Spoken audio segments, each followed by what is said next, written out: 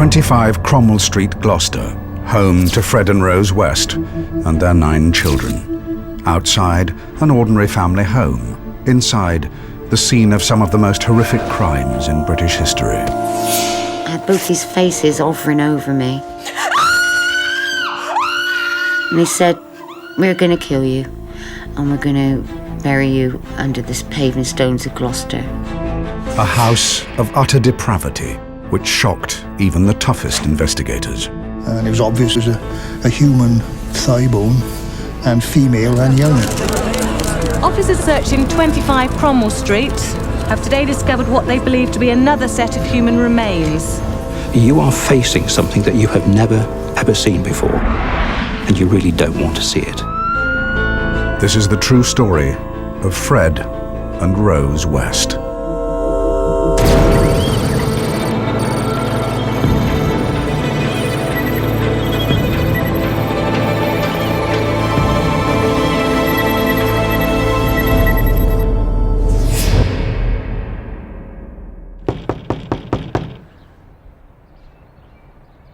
The 24th of February, 1994. The last night Fred and Rose would spend together after 22 years of marriage, and the start of a murder investigation that would shock the world.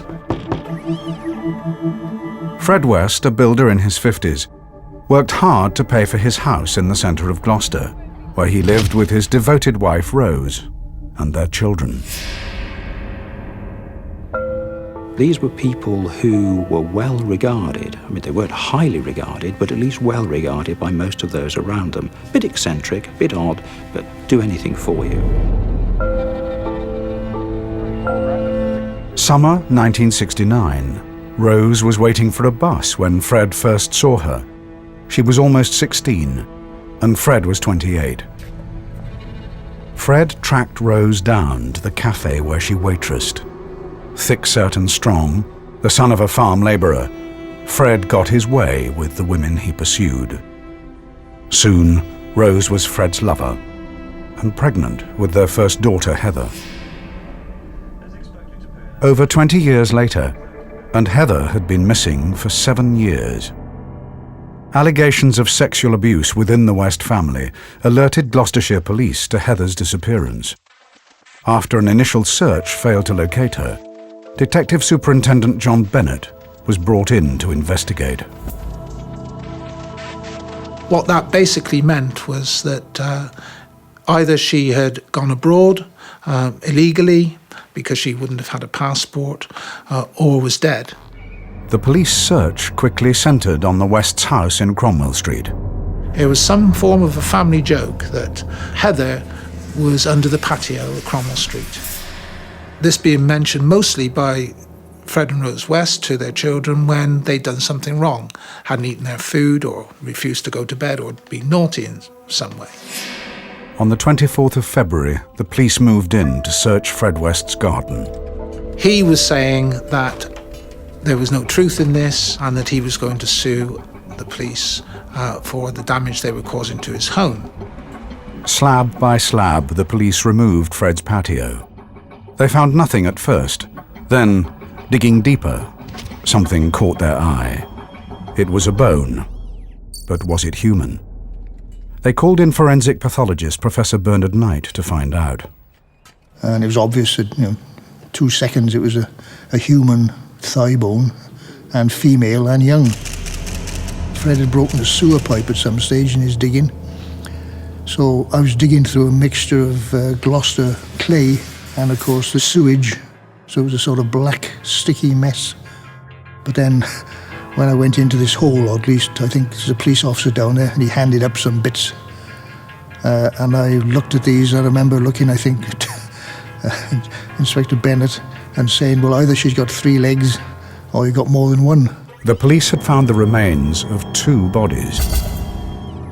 They suspected one was Heather, but who else was under the patio? The police confronted Fred. Fred made a staggering confession. Not only Heather, but 2 other women were buried in the garden. One had a name. He said she was Shirley Robinson, his secret lover. and pregnant with his child. The thing I want to stress, is Rose doesn't know anything at all. She hasn't done anything. The other, he claimed, was Shirley's mate. The police needed more information, but Fred kept changing his story. One minute he was making admissions, the next minute he was denying that he had done any of these murders and it was somebody else. She's not going to let me say to her, I strangled Heather without coming straight to the police. Don't get Rose wrong. Rose lived by the law. Properly, I mean. But all the time, whenever he returned to making his admissions, he would reinforce that his wife knew nothing of these crimes at all, that they were purely down to him. Was it possible that Rose knew nothing about the murders? 3 young women killed and buried under her nose, including her daughter Heather. Cromwell Street was turning out to be no ordinary family home, but a house of unimaginable horrors.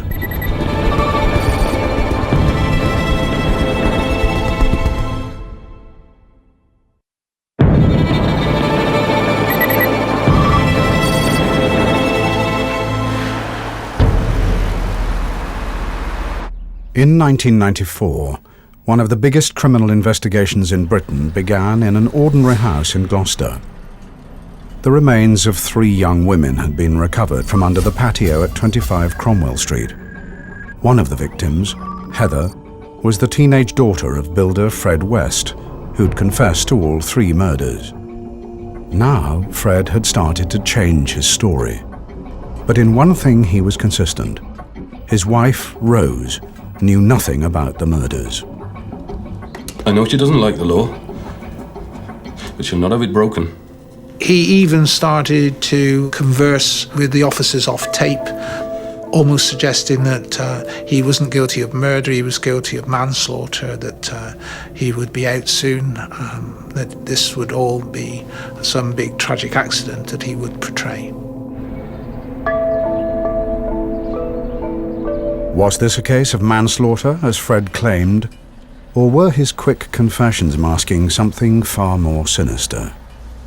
Evidence found with a 3rd victim pointed to murder.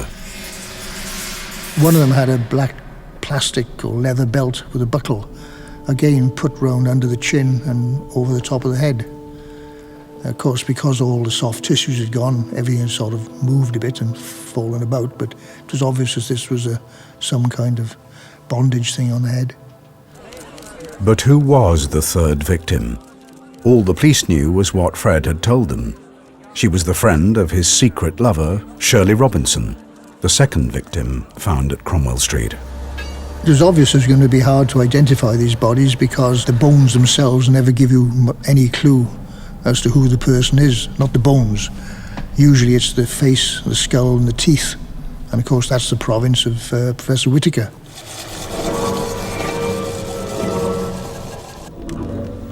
There is more information in your teeth about you and your lifestyle and your age and possibly even how you died than there is in most other parts of your body. Especially if the body is decomposed and the soft tissues have gone and the teeth are still there. To help the police, Professor Whitaker needed photographs of likely victims. Providing we can get a photograph of them smiling and showing their teeth, those teeth have an incredible amount of information in them in terms of height, tilt, roundedness, all of these which will show up in a good photograph. And so we assess those in the laboratory and then we sort of fuse simply a photograph that comes into me from the police with an image of the person's skull. And if we've got it right, it sort of goes click. But how could the police provide photographs when they didn't have a name for one of the victims? Unsolved missing persons files were reopened. Names began to emerge. Winter 1968. Mary Bastholm, a young waitress, went missing from a bus stop in Gloucester. 5 years later, a young student, Lucy Partington, vanished from another bus stop, this time in nearby Cheltenham. Was it possible one of them was the third victim buried at Cromwell Street? Or could they both be there?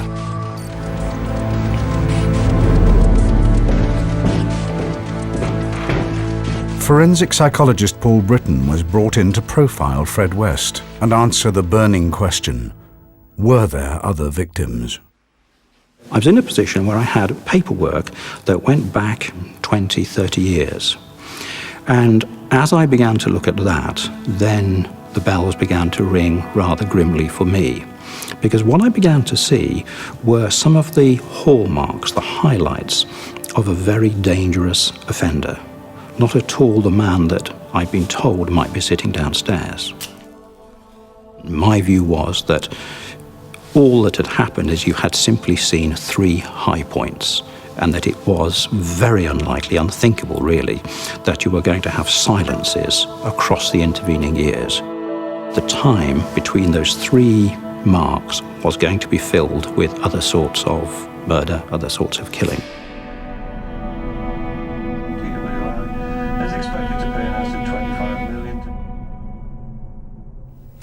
A man will appear in court this morning following the discovery of 3 bodies in his back garden.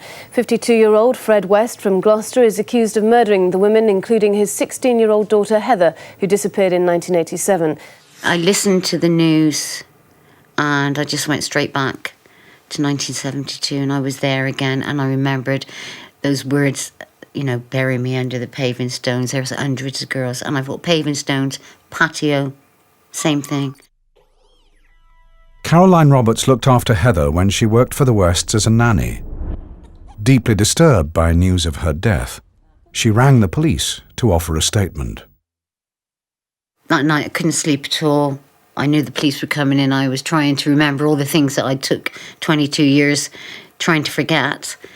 And it was so vivid that in the end I had to get up in the middle of the night and I just wrote everything down. It was haunting for me because I really felt responsible for their deaths. It was almost like they were my family. I knew them all intimately, and I think that's because I know up to a point I shared the same experience as them.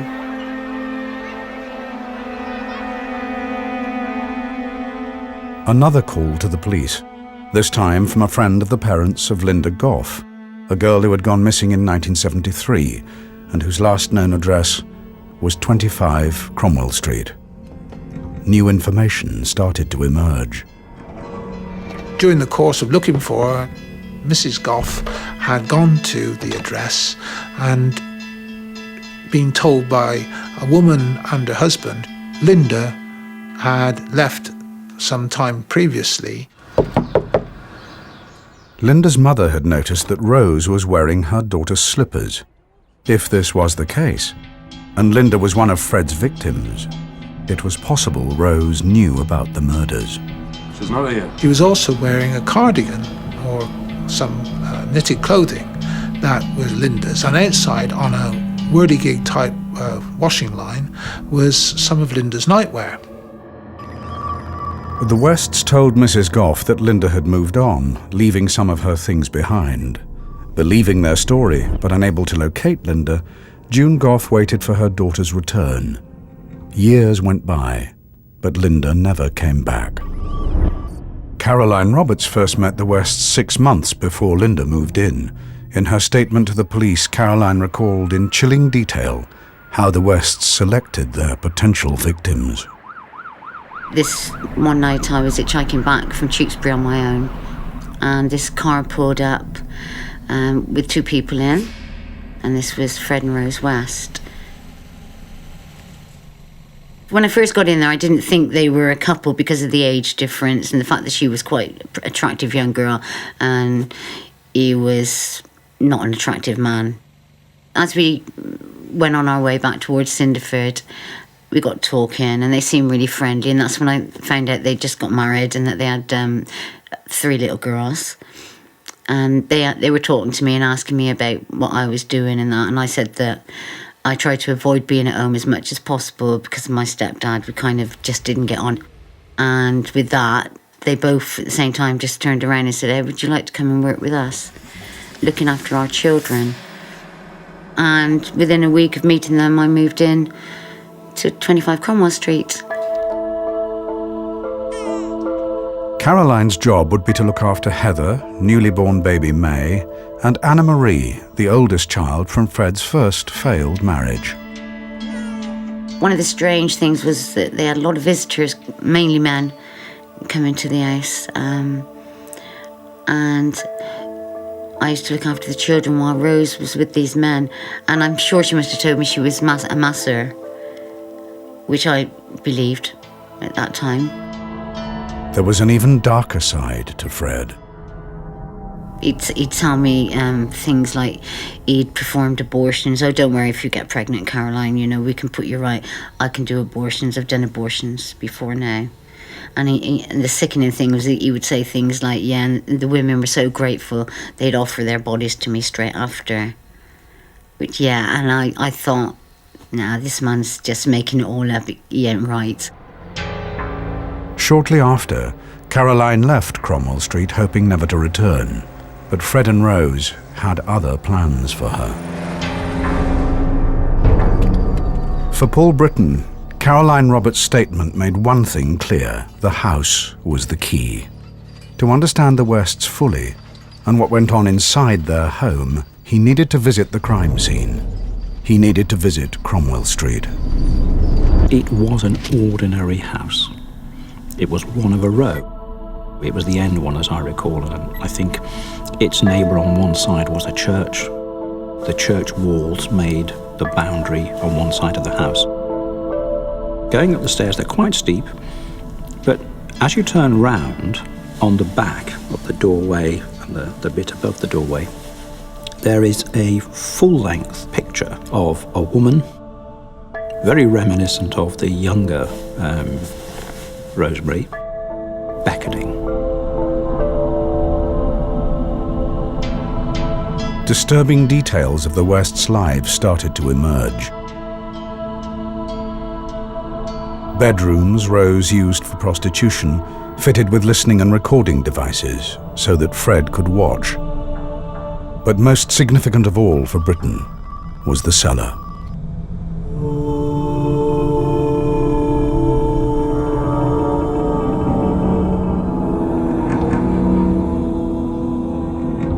This part of the house was quite self-contained. People could go about whatever they did there, being reasonably sure that they weren't going to be disturbed. If you came in through the back way, you'd have to come in through kitchens and a bathroom area, and to get to where we are now is quite an intricate little route. So you're not going to be disturbed. There are no external windows, the brickwork is quite thick. You are in the lower part of the foundation of the house. So that, if you like, is the... It serves a joint function. It's the ultimate pleasure room, but it's also the working room. It's the room where these dreadful things are done. He told the police to move their search inside the house. I mean, the words in a way were clumsy, but I mean, they're in the garden because the house is already full.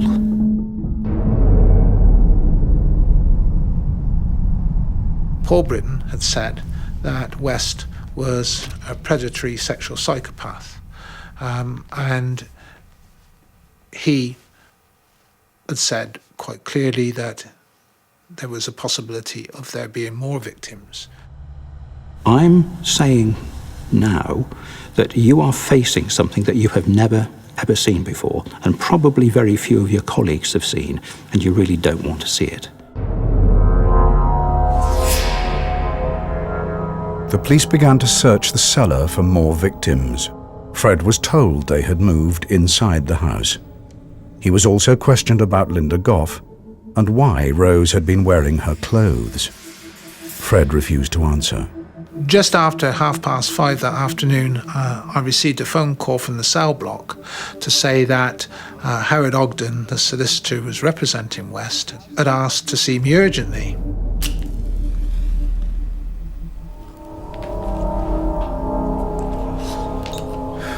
When he arrived, he appeared quite quite pale, and I remember he asked me if I'd like to sit down. I wish to admit to a further approx 9 killings. It was something that just seemed to be beyond belief. 9 killings. Completely unexpected, out of the blue. Expressly, Charmaine, Rena, Beyond my personal experience, Linda Goff, and I suspect that of many other police officers. and others to be identified. I even questioned whether, personally, I was capable of handling this. F. Officers in Gloucester searching 25 Cromwell Street have today discovered what they believe to be another set of human remains. Everybody wanted to know what was going on. Christened the Angel of Cromwell Street, Hilary Allison became the voice of the police investigation. But with global press interest growing by the second, Hilary had her hands full. My recollection is walking out to give a briefing and suddenly having cameras flashing all over the place, questions being asked of you, microphones thrust in your face. And what we had to try and do was manage that and say, come on folks, be reasonable.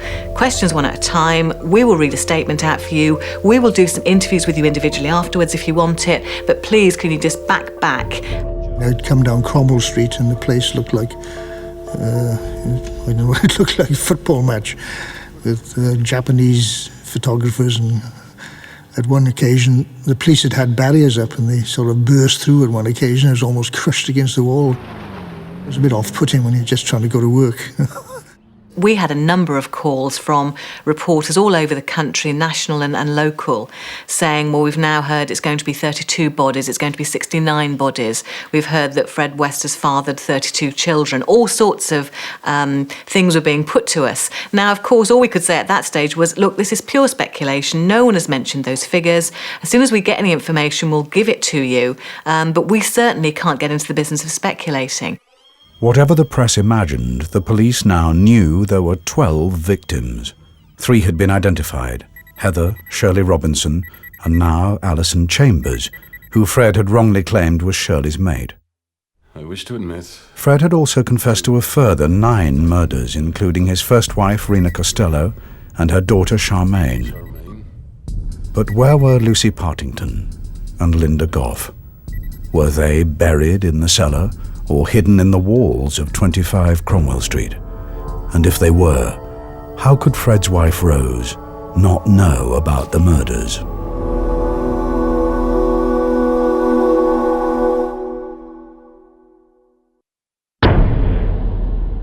Fred West had confessed to the murder of 12 young women, but the horror was not confined to West's home in Cromwell Street. Fred told the police there were other bodies in other places. He led them to Muchmarcle near Gloucester, the tiny rural village where he grew up. This field's known locally as Letterbox Field. When we brought him out here, hoping that he could identify the location where he buried the body.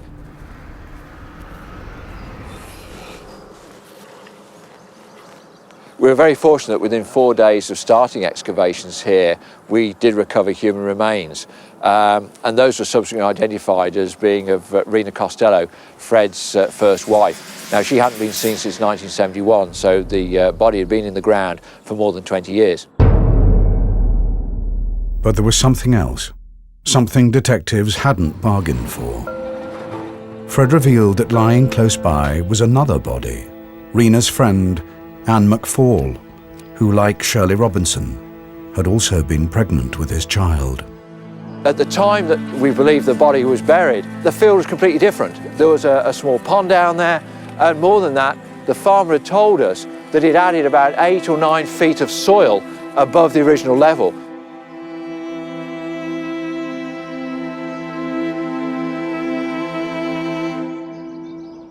We spent 2 months here, digging out a huge amount of ground. In fact, the hole was the size of an Olympic-sized swimming pool.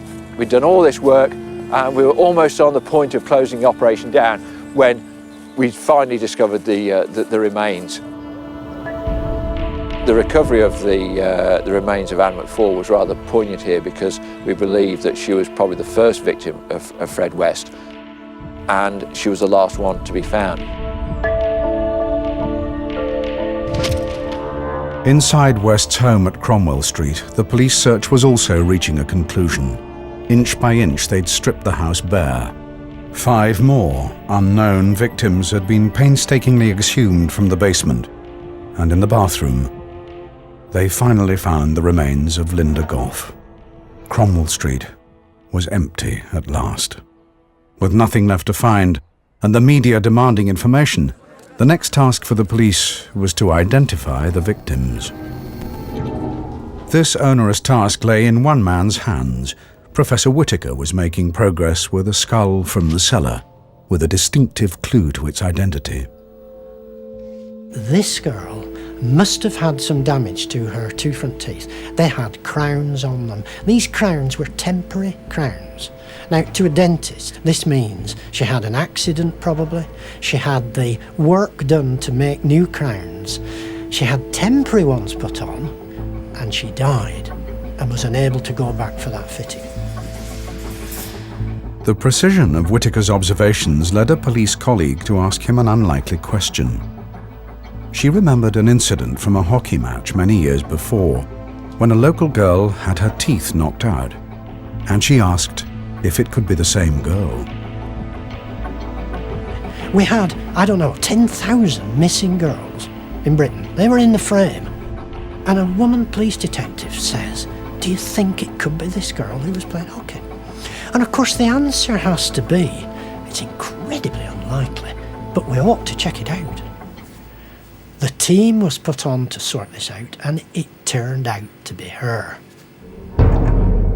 I realised that Lucy wouldn't be dead if she hadn't been a female and if she hadn't been collided in this most extraordinary and incomprehensible way with the world of the West that was the complete opposite of her life.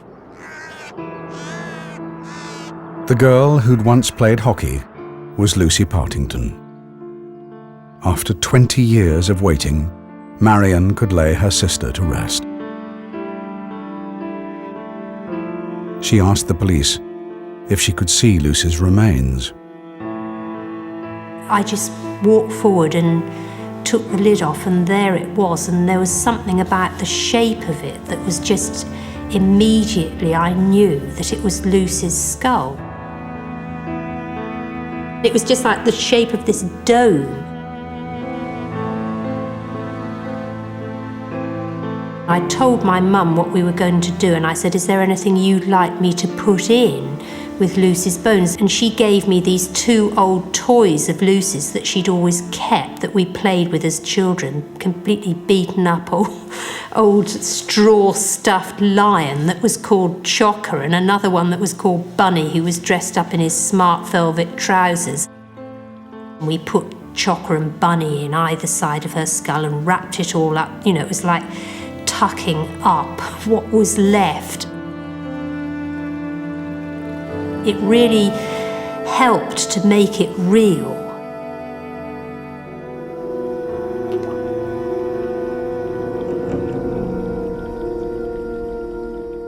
I'd been away from the West's house for about a month.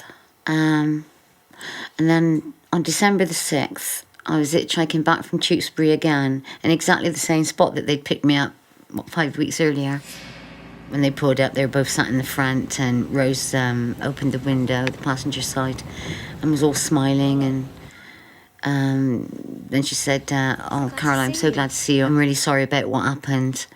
And then Fred leaned across and he was all smiling and said, I'm really sorry, Karen, didn't mean to upset you like that. I was only joking. And then they were like talking and saying, oh, the kids really missed you and we really missed you. And I kind of felt like, even though I didn't want to get in the car, I kind of felt like they were being so nice that I had to.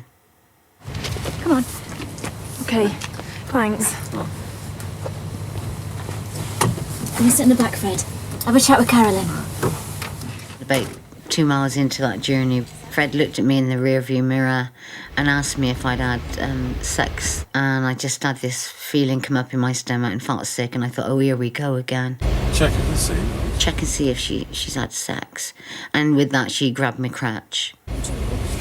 Fred pulled up on the grass verge and turned around in his seat and just kept punching me across the side of the head.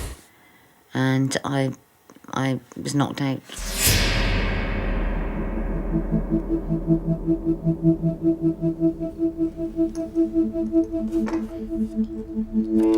When I came through, they tied my hands behind my back with my scarf, and they were wrapping like parcel tape all around my head. They were telling me, if you just calm down, we're just going to make you a cup of tea, tidy your back up, and then we're going to take you home. And they did do that. They sat me down and they took the tape off me, undid my hands, and gave me a cup of tea, gave me a cigarette to try and calm me down. And I did then think, oh, this is okay, they've just made a mistake.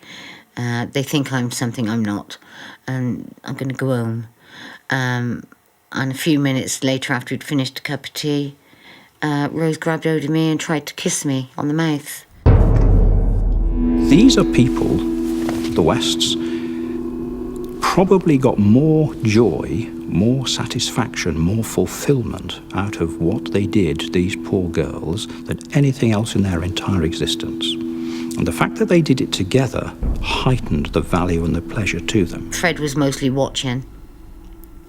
And then it progressed a bit further, and then they were both interfering with me. And discussing my genitals, and Fred was saying that there was something abnormal about my genitals, but not to worry because he could put that right.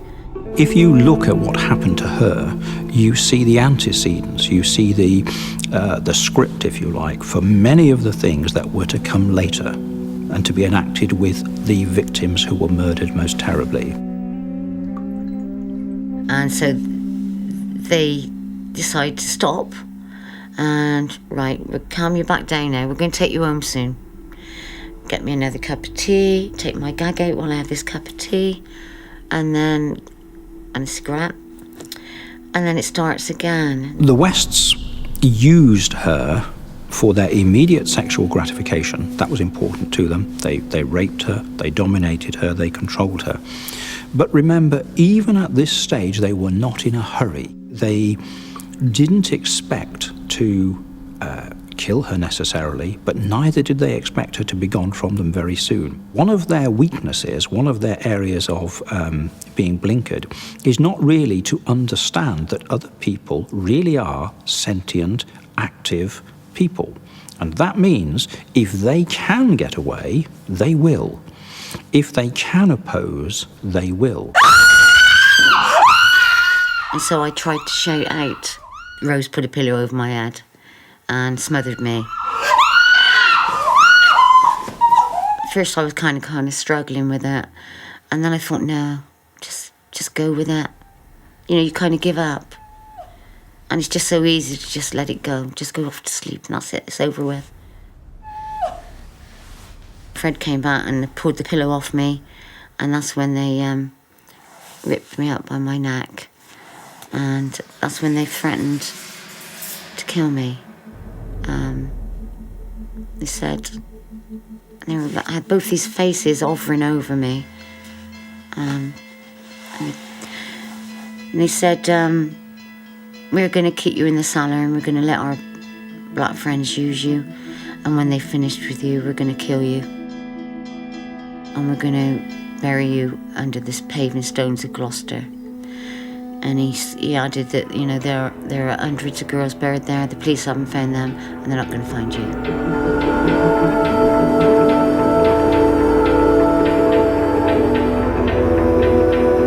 Caroline was not alone. Evidence found with the remains of the West's victims suggested they'd been through something similar before their lives had been ended.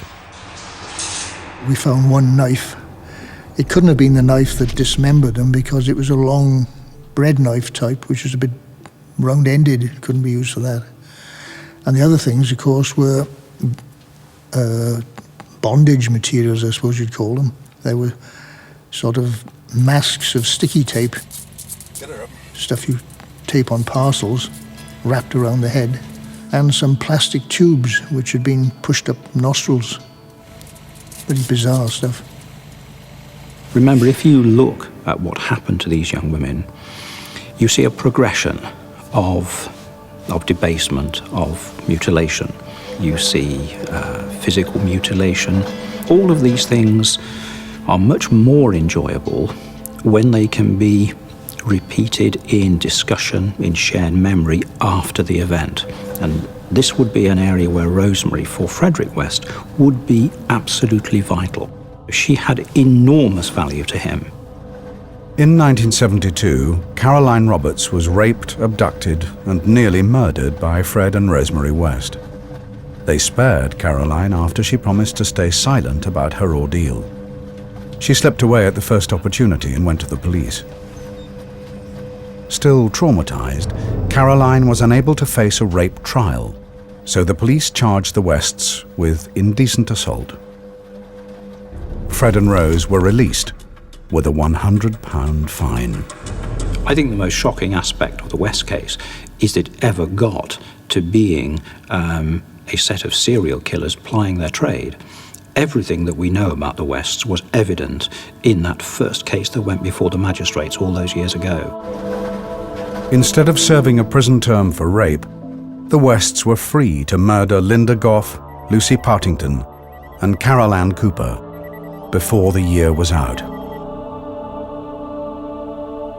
From Caroline's statement, it was clear to the police that Fred and Rose were in it together. She's a perfect mother. Fred had been lying to protect Rose, who was still protesting her innocence. Now under arrest, Rose was summoned to the magistrates' court, where she would be charged jointly with Fred for 9 counts of murder. In court, Rose would be reunited with her husband. On each occasion, she snubbed him, looked away from him, didn't accept his attempt at touching her or advances. And this clearly quite perturbed him. Rejected and dismayed, Fred wrote Rose a letter. Well, Rose, it's your birthday. You'll be 41. It's still beautiful. Still lovely. On New Year's Day, around 1 o'clock, we'll always be in love. The most wonderful thing in the world was when I met you. West, using parts cut from prison blanket and making a very neat, snake-like rolled rope, which he very neatly blanket stitched. I haven't got you a present. All I have is my life. I was asked by the investigators, did I think there was any risk that the Wests might kill themselves or hurt themselves in an attempt to avoid justice, or if they tried to escape, or what their defence might be. And my view was very clear that Rosemary West, certainly before a trial, would never make any admissions. That although it hadn't been anticipated by folks years before, she psychologically was much stronger, much more intact than Frederik West ever was. She would not say anything. Frederik West was very different. If he learned that Rosemary was in fact repudiating him, then he would almost certainly try to kill himself. And Rosemary began to repudiate him, and so he killed himself. Fred took the truth with him to the grave, and with no evidence linking Rose directly to the murders, it looked as if the Wests could escape justice. 25 Midland Road, the Wests' former home. Sit on the couch. Under cheap kitchen linoleum lay the body of a child. She had been there for over 2 decades until the police recovered her. 8-year-old Charmaine was Fred's stepdaughter.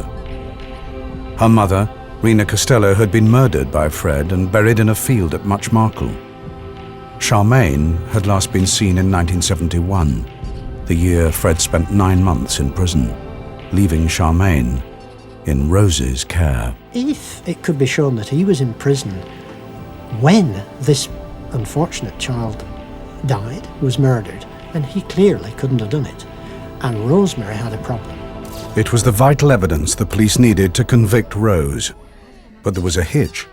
The police couldn't find a photograph of Charmaine that showed her teeth.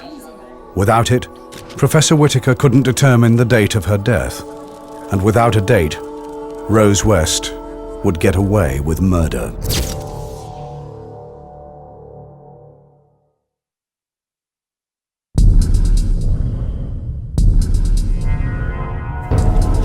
Before he killed himself, Fred West confessed to the murder of 12 women.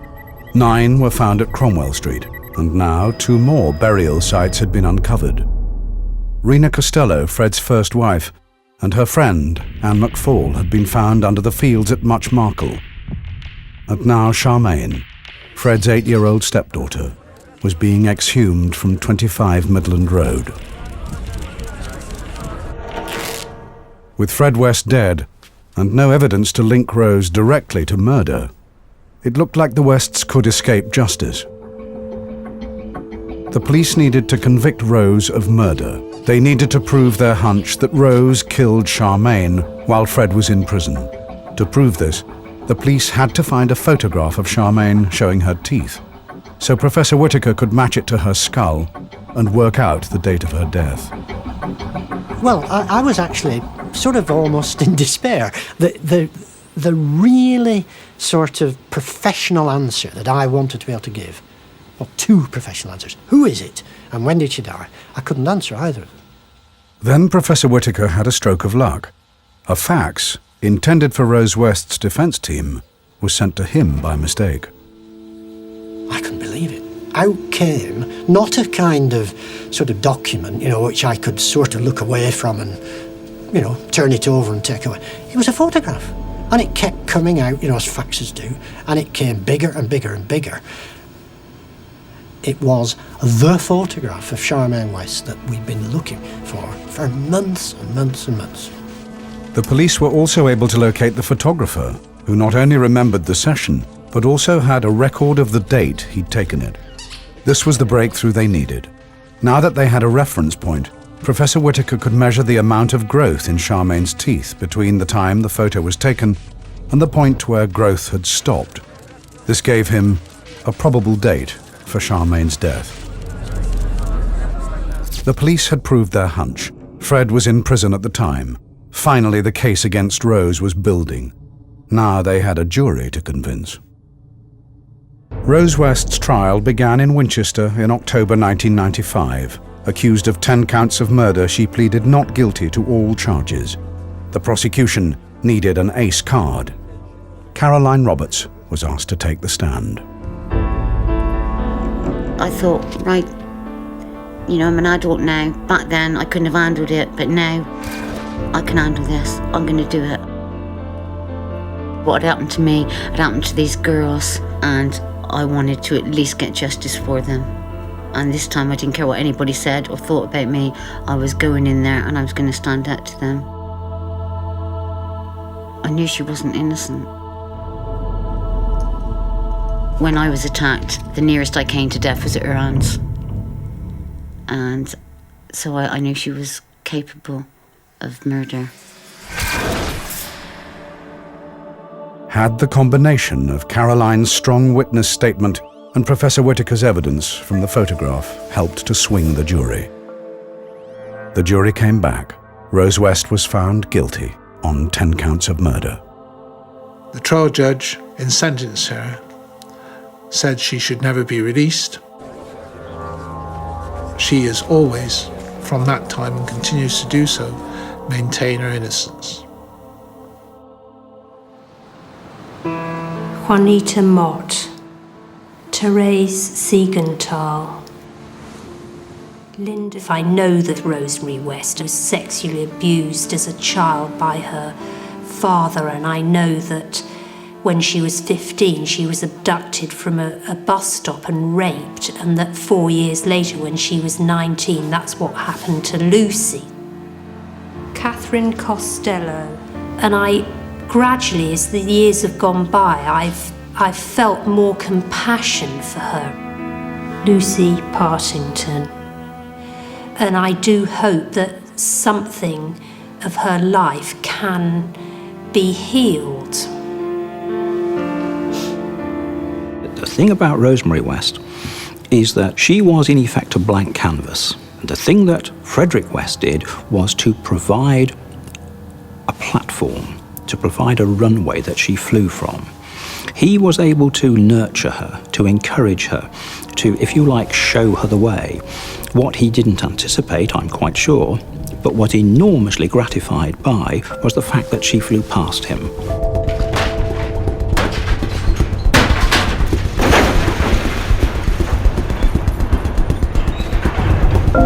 In 1996, the police supervised a 5-day demolition of 25 Cromwell Street.